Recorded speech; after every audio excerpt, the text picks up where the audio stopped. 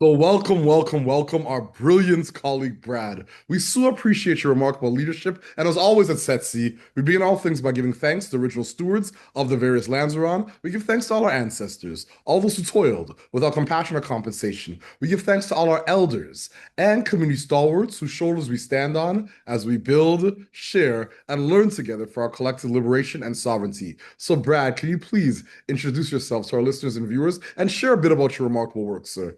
Yeah, good morning, Victor. Thanks for including me in all of this great work that you've been doing. As you've said, my name is Brad Quinn. I am 59 years young, staring down the barrel of another milestone birthday coming up. Proud Canadian, live in an area of Ontario called Prince Edward County, so rural agricultural. Grew up and really built our business in the metropolitan Greater Toronto area, but migrated out here after our daughter a daughter abandoned us for her own life. It's been a great opportunity to see how a different part of our province really, is looking at sustainability. Married to my wife, Sandra, celebrating 37 years of being together. The last 10 years, she's come on board and worked with us full time, a little bit of life balance and professional balance for us both. As I said, I'm a father to our daughter, Megan. She's this incredible, brave young woman scientist graduating out of Dalhousie University and now spends most of her time around the world on a very large research and industrial vessel. She's an ocean floor surveyor, so they're laying fiber optic cable all around the world to help us all stay connected. Pretty proud dad there. I founded this business in 1994, so a little over 30 years ago. And really, our focus has been to try and support the many not-for-profit organizations that we have in Canada, from the really, really micro local community ones to the large nationals and often international ones. Boards of directors are kind of our thing, and the relationship they have with their CEOs or their executive directors, that it's kind of a sweet spot for us. When we started the business over 30 years ago, we started thinking that we would be helping CEOs predominantly, run their organizations and executive directors. And it didn't take too long, a few years in, realized that the common complaint we were getting from the CEOs and executive directors was the relationship they had with their board. And, when that wasn't working and the governance system itself wasn't working and the trust and the respect and the bright lines of responsibility weren't working, CEOs were wasting a lot of time trying to manage and nurture this thing called the board instead of servicing the communities and the stakeholders that they had. So that's a bit of a brief background on me. My goodness, the scope and breadth of your work is truly remarkable. And not just that, the way you weaved in family, purpose, passion, conviction, as well as all the sectors and ecosystems that you've been able to navigate is truly inspiring, sir. So once again, I appreciate all that you do for so many. My second question is, what's inspiring you right now, or what's keeping you up at night? Yeah, well, getting older, the smaller bladder keeps me up at night more than anything else these days. But on a more positive note, I think the one thing that I recognize is that, organizations, especially not-for-profits, but Canadian economy relies very heavily on volunteerism. We do a lot of paid work for free in our communities. And if you look at the not-for-profit organizations specifically, they depend very heavily on volunteers for the board of directors, obviously, which is our domain. But a lot of smaller ones, they're actually counting on not only their volunteer boards of directors, but also volunteers to do some heavy lifting, to actually do the work of the organization, of the agency in the community.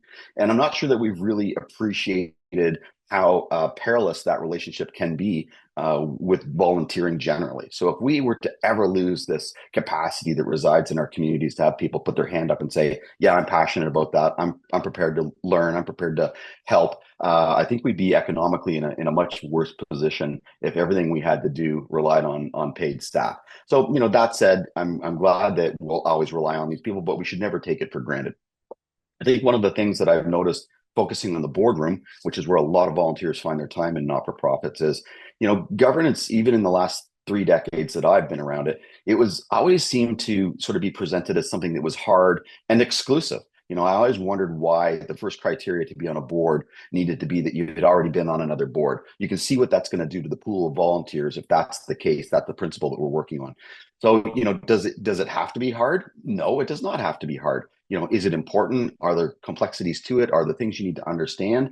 Absolutely, but it does not have to be hard. And worship, there's absolutely no way this needs to be an exclusive club. I think, when I came into it, I was a young man. I saw all these boards. They were predominantly filled with older, retired white folks, to be honest with you. There was not a lot of difference sitting around those tables. And even myself as a younger professional, we were looked upon as being, not fitting inside this club. And there's just, all of that has to change. So we've taken an approach to it, which says we're going to make better decisions. We're going to be a stronger governing body. We're going to be more connected to our communities. We're going to be more authentic when we do the work in our communities, if we represent the communities that we serve, and we can actually embrace difference around the table instead of going out and trying to replicate ourselves. Board governance depends on this sort of purposeful replenishment of people around the table, right? And this long-standing recruitment technique for a lot of not-for-profits is, can you find someone that and drag them kicking and screaming into this volunteer position? Well, you do that over generations, and you start with a predominantly older, professional, white, retired group. You end up with this umbrella effect, which is not helping. So I think that, first of all, you can teach governance. We are smart people, are quite capable of learning the rules to a different game. What we can't teach is the passion, the commitment, and the willingness to collaborate. Right. So if we started to recruit for passion, commitment, and the ability to collaborate with others, we can teach governance. We'd have a way better board system, in my mind. I couldn't agree more. From a young age, my father taught me that power attracts the worst and corrupts the best. Mm-hmm. And I remember Mm-hmm. the first board I joined, I was 18 or 19 years old. It's a huge organization now. It's called the Black Health Alliance. And I realized within a very short span of time how important it was for me as a young person to volunteer my time on this board, because I was able to see power in a good light. Like, see these Black professionals, elders, and mentors driving. At the time, they were looking at the Ramanov reports and building Taibu Community Health Center. And I was like, this is Exactly. Yeah. incredible. These folks are volunteering their evenings and weekends specifically to govern the fiduciary responsibilities and the governance of an organization that's going to lead to Canada's first and largest Black community health center. So I was inspired by that, but I also got to lean in and learn, proficiency in various skill sets that are largely administrative, that you could only learn in a board setting. And it's been able to help me along almost the last 2 decades of my work. So when I have conversations with like Megan Conway, the CEO of Volunteer Canada, or actually I just met with Dan Clements, the CEO of United Way, there is a lack of volunteerism Oh, yeah. in Canada. Volunteerism has kind of dwindled down to very specific demographics. And so in terms of your work around governance, what are some of the challenges and barriers you face, and what are some of the approaches you're taking to overcome some of these challenges and barriers? Yeah, I think when we're talking about the biggest one that I still see, right, which is breaking through these traditions of governance, if you will. Like, there's a lot of history to how these things have evolved. There's norms, behavioral norms, and cultural norms that end up, over time, kind of locking themselves into these organizations. And I think we really need to start to break some of those down. If we don't have our board tables having more inclusive perspective and truly welcoming all the difference in all of its forms that can come to it, we're going to have more and more and more narrow thinking. And we can see change coming at us in a much quicker way than ever before. Technology is just the surface of it. We had the pandemic that came by and really tested organizations' resilience and preparedness for catastrophe, honestly. And we found that not-for-profit didn't phase very well on that. They weren't really ready in the way that we would hope that they were. So I think we need to reimagine and reposition this thing we understand and label governance as one of these maybe most key ingredient for healthy, sustainable community and economic development. If we don't understand that at the board table, the success of the organization and its impact on community sustainability over time is going to all hinge on the quality of the folks and the perspectives that sit around that table, and we don't invest in that to make sure that that's vibrant and that is really genuine, then we won't be that surprised if these not-for-profits start off with good missions and good intention, but ultimately their ability to adapt and to innovate and to have real impact is going to be limited by the boardroom. And so I think we have to understand that. And like you said, we are at a change and inflection point around volunteerism. I think our youth, the next generations, if you will, certainly folks younger than me, they look at community and understand community in different ways, in addition to the ones that we understand. Their identity and their sense of belonging is attached and developed and nurtured in different forms than they were certainly when I was in their age category, right? Without all this technology interconnectivity, We had to get out and meet people and put ourselves in, in different situations and learn to navigate relationships and build partnerships and trust and collaboration. A lot of that is happening, not out in public anymore. So the use of technology and social networks and all the community building and belonging that happens in a virtual space, I think we have to understand that more and embrace it and figure out how to bring that into the governance process and into the boardroom. I sit in a lot of boards, as you can imagine, thousands over the years. And I listen to all these, older people talk about how to solve this problem. Like, well, you're not going to solve it. Well, why don't we get some of those people, actually invite them into the room and have them tell us what they need to be true for them to have governance be part of their community and professional development plan, and not like how we fix it. We need to ask people needs to be different for them, and then we need to be courageous enough to let go of the stuff that we've done for so long in a particular way to make room for a different way of doing it. So this generational change, their views of community belonging and contribution, we need to understand it. As opposed to just assume it. And then we have to use what we learn from that to break through these traditional governance structures, models, and cultures. I couldn't agree more. Thank you so much for all those actionable insights, sir. Greatly appreciated. Once again, it speaks to the scope and scale of your work. So my next Mhm. question is, do you have a set of key priorities right now in your work that you'd like to amplify to our community of practice? Yeah. So right now, while we're still able and we're still trusted and invited into these rooms, we are encouraging, sometimes subtly and sometimes less subtly, our clients to revisit those assumptions. We get called in to do some pretty boring work. Like, let's do a governance review. Let's review all of the documentations, policies, practices that an organization has that have been Frankenstein together over decades, and here they are, they're no longer working. In the process of doing that, we identify things that we would know are barriers to more inclusivity, that are in the way of having more generative conversations, that are in the way of welcoming difference. So even the structure and the documentation.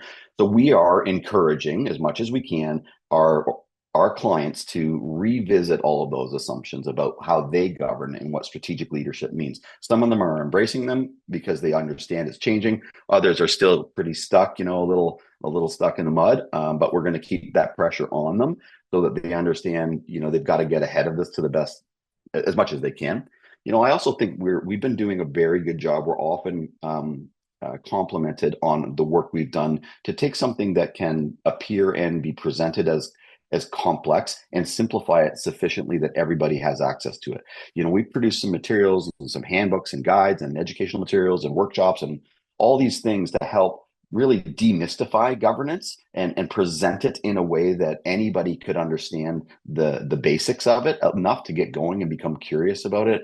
So, between encouraging our board clients to look at it differently, making the subject matter more approachable and friendly and understandable, and then creating more opportunities for people to become, passionate about something they may not understand. I always say governance is not everybody's thing. I can walk into a room and I can tell you there's only maybe, 2 out of the 20 people that are genuinely interested in understanding it. We need to make it more understandable so that people can become passionate about it and bring their best selves to those conversations. I couldn't agree more. When I think about, just as a African Canadian man, when I think about these large global meetings that like the Berlin Mm. conference, the Bretton Woods conference, like governance is such an important space because essentially people that govern impact thousands, if not millions or billions of lives. So the understanding of governance is so helpful, especially the vulnerable And distinct. billions of dollars, if you Yeah, think about it, in these yeah, not-for-profit social impact settings, right? We've got yeah. these people that really maybe don't understand how much economic might that is in the in the bucket that they collectively control. Absolutely. I couldn't agree more, sir. Thank you. So my second last question, what is your ultimate goal and what does success look like to you and your colleagues? Yeah, I mean, I've been lucky enough to be in this business and trusted enough for these many years, because governance doesn't go well. Like, our calls, the vast majority are something's gone sideways, right? Despite the written documentation, but despite the clarity of the legislation, people complicate what is not complicated. So we often get drawn in to situations where the board table, the dynamics have turned and become unhealthy. The relationship between and amongst the board or groups of the board and the hired CEO or executive director, they become mistrusting and unhealthy. So a large part of our work still, sadly, is being called into situations where things aren't going well, right? And we have the tenure, and we have I think the respect of many years doing this to be invited in and trusted when things are at their worst to come in and make them better. And 95% of the time over 3 decades, we've done a very good job in helping organizations get out of the messes that sometimes they have created on their own in a way. So I think going forward, it would be nice if more not-for-profits don't find themselves in that situation. And one of the reasons that we often find that they're in these messes is because they didn't invest in it at the beginning. So they just bring people in, they put them around a table, and they say, let's get to work. But they don't prepare people for success in that new work. Even when you take professionals that have come from different walks of lives and industries, and different board settings, they don't always have the same set of rules. They sit at the table with their own idea of what a rule is. The person next to you has their own interpretation of that rule. We now have 8 people with the 8 different interpretations of the rule. No wonder we can't collaborate. So I think if more not-for-profits spend a little bit of time up front investing in their candidates before they become directors, training them up, skilling them up as soon as they are, in their offices, as soon as they become a director, it's like, okay, this is how we run this thing. This is our set of, rules to play by, so that no matter where you came from, this is the rule set that we're using here. And I think some of the ongoing development to help, especially if we're going to welcome younger and different skill sets and lived experiences around the table, we have to help people have the skills to do with the job. It's not a common job. It's not the same as being an executive director or a manager or a volunteer. It has a very strict set of legislatively guided rules. You got to understand those. And there's some ways that we behave that are not traditional in a management setting, but are expected in a governance setting. So, for me, it's like we need to better understand all of that, and we need to invest up front so that they don't have to pick up the phone and call folks like me to come in when relationships have already been damaged. I agree. Prevention is better than cure, as my grandmother would always say. So my last For question, sure. do you have any closing thoughts or calls to action for our listeners and our viewers, sir? Yeah, if you're new to it, you haven't been on a board before, dive in, get curious, understand what it really is and what it isn't. Train yourself up as best as you can. We've got all these great resources available to us in the sector. A lot of them are free. So, I think once you scratch below the surface, if you're new to it, you'll find out there are some interesting places here. If you're younger in your career or younger in your community, this is a great way to really tune up some of your collaborative skills and learn how to work with other smart people on important things. So if you're new to it, get curious. If you've been in this thing forever, open your mind, like really seriously. Stop looking at it the way you've necessarily looked at it the last 30 years. Try and understand how difference in all of its forms can make being part of a board more rewarding experience. I look forward to my board meetings because I'm sitting around a table with a bunch of people that look at the world different than me, and I want to understand how they look at the world. I have zero interest in putting myself around a table with 7 other me's that are looking at the world the same way I look at it. And it's this mutual admiration society. That's a waste of my time. I want to learn. I want to look at the world through other people's lenses. So if you've been in a board and you're genuinely curious about having impact in the remaining time you're going to be volunteer, try to understand how all of this change and difference is going to improve the decisions that your organization is going to make. Because all of our not-for-profits, we are going to continue to have boards. AI is not going to replace a board of directors, and AI is not going to replace the collaborative relationships that happen on a board to enable better decisions to be made that impact, like you said, billions of dollars and billions of lives. Thank you so much, Brad, for your visionary and remarkable My leadership. my pleasure, Victor. Thank you for inviting me to the opportunity. Yeah, the same here. And as always at SETC, we close the way we began by giving thanks to the original stewards of various lands. We give thanks to all our ancestors, all those who toiled without compassion or compensation. We give thanks to all our elders and community stalwarts whose shoulders we stand on as we build, share, and learn together for our collective liberation and sovereignty. Thank you again, Brad. Best to you, Victor.